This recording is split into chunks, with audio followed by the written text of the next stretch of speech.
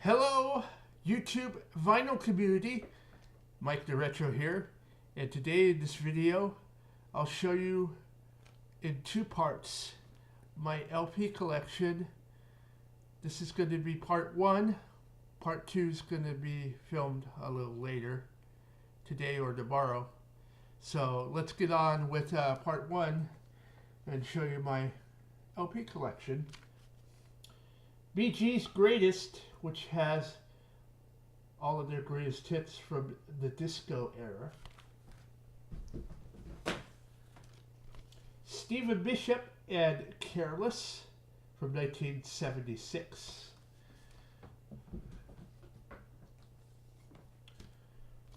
A Canada pressing of Boston's first LP from 1976.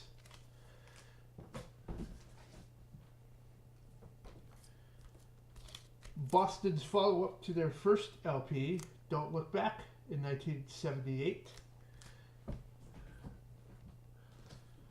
Laura Branigan, the late Laura Branigan, I should say, her first debut album from 1982, which has the hit Gloria on it.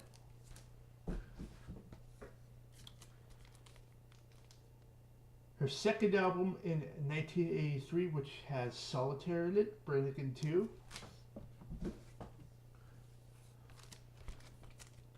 Laura Branigan's third album from 1984, Self-Control.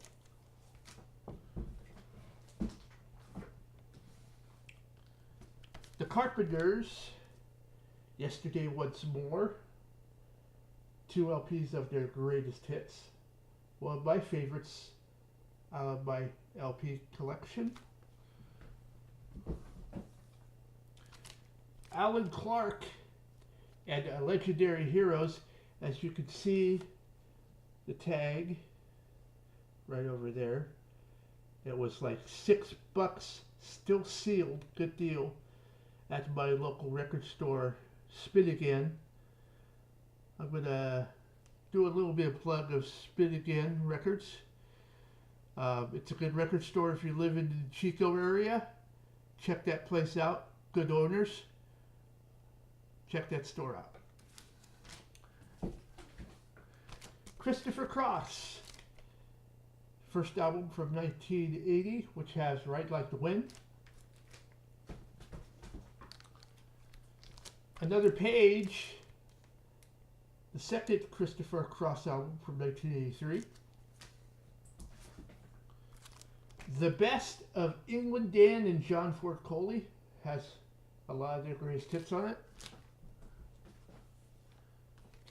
Expose and Exposure has the hits Let Me Be the One, Seasons Change, Come Go With Me, and Point of No Return.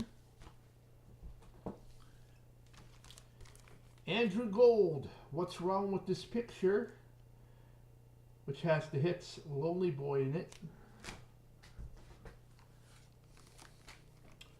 Andrew Gold again, All This and Heaven 2, which has the hits Thank You for Being a Friend and Never Let Her Slip Away on it.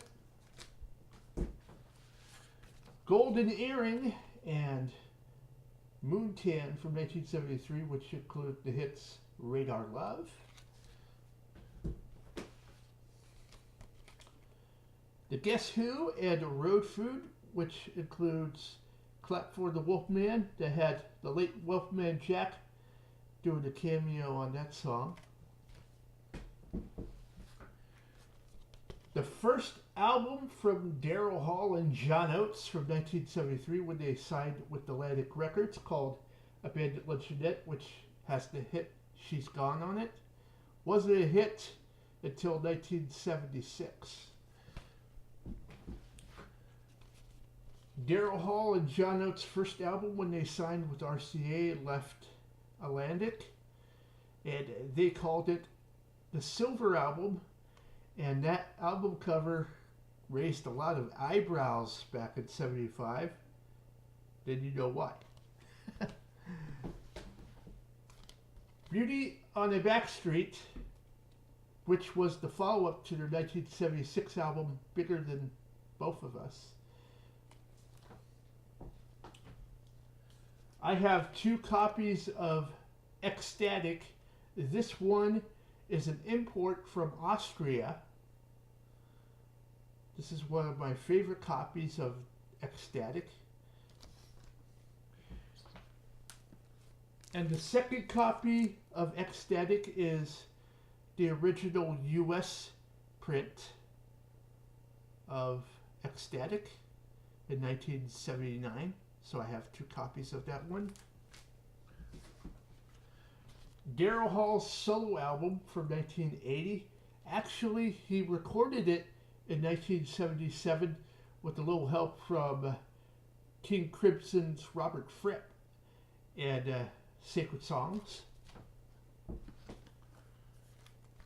I also have 2 copies of their 1981 album, Private Eyes. This one is from Mobile Fidelity Sound Lab.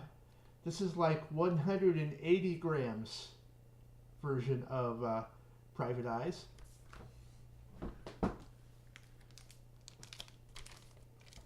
And the second copy is the original US pressing.